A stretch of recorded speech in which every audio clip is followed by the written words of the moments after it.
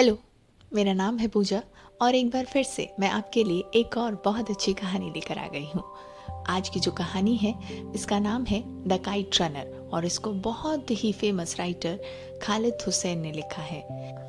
ये कहानी दोस्ती, गलती, गिल्ट, माफ़ी, प्रायश्चित के बारे में है। तो सबसे पहले इस कहानी के कुछ किरदारों के बारे में जान लेते हैं। आमिर कहानी का मुख्य किरदार है। हसन उसका दोस्त है।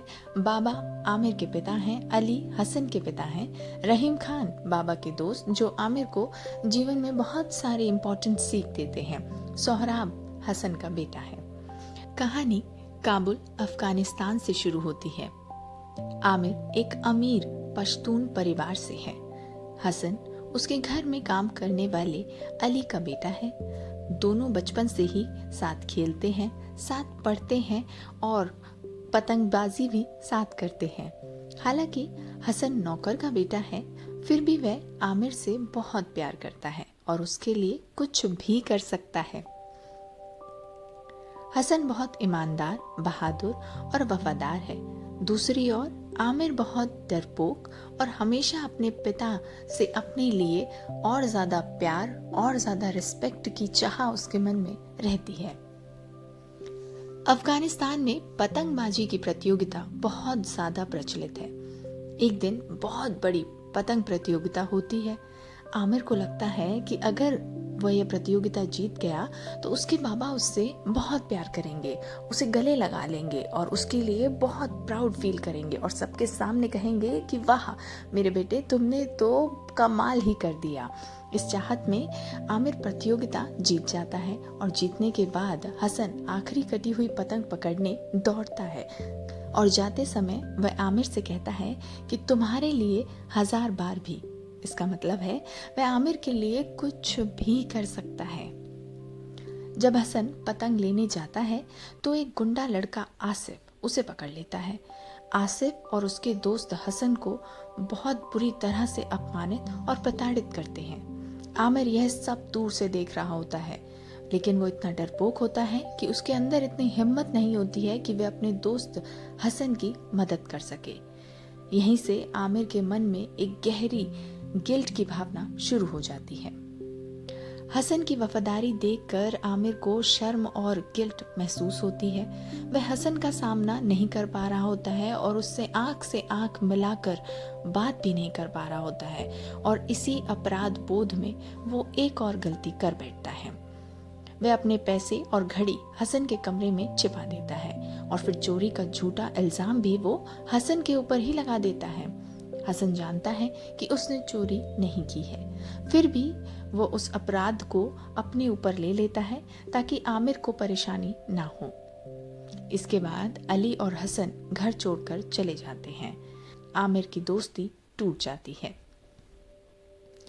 कुछ समय बाद अफगानिस्तान में युद्ध शुरू हो जाता है। आमिर और बाबा देश छोड़कर यूनाइटेड स्टेट्स चले जाते हैं। वहाँ उनका जीवन बहुत ज़्यादा मुश्किल भरा होता है। जहाँ अफगानिस्तान में बाबा को लोग बहुत ज़्यादा आदर सम्मान से देखते थे और इलाके के बहुत बड़े और प्रसिद्ध लोगों में से उनका एक नाम शुमार होता था, वहाँ वो एक साधारण से इंसान के जैसा जीवन जी रहे होते हैं। आमिर अपनी पूरी पढ़ाई खत्म करता है और राइटर बनता है। उसकी शादी सौराबिया नाम की एक लड़की से होती है, लेकिन उसके मन में हसन के लिए आज भी गिल्ट की भावना बनी रहती है। कई साल बाद रहीम खान आमिर को अपने पास वापस बुलाते हैं और कहते हैं, फिर से एक अच्छा इंसान बनने का तुम्हारे पास एक रास्ता है। रहीम खान को आमिर के बारे में सब कुछ पता होता है। वो उसकी डायरी को पढ़ चुके होते हैं जिसमें उसने हसन के साथ जो कुछ भी किया होता है वो सब लिखा होता है। जब आमिर उनसे मिलता है तो उसे एक बड़ा रहस्य और पता चलता है। रहीम खान बताते हैं कि हसन केवल उसका दोस्त नहीं था, असल में हसन और आमिर सौतेले भाई थे। दोनों के पिता बाबा ही थे और बाबा ने ये बात पूरी जिंदगी आमिर से छुपाई थी। ये सुनकर आमिर को बहुत बड़ा झटका लगा। आमिर को पता चलता है कि हसन बड़ा होकर भी एक दयावान और अच्छा इंसान बना, लेकिन अफगानिस्तान में सत्ता बदलने के बाद हसन और उसकी पत्नी को मार दिया गया। उनका एक छोटा बेटा बच गया जिसका नाम था सोहराब।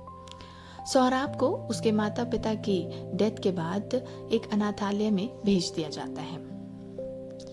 आमिर सोचता है कि उसने हसन के साथ बहुत गलत किया था।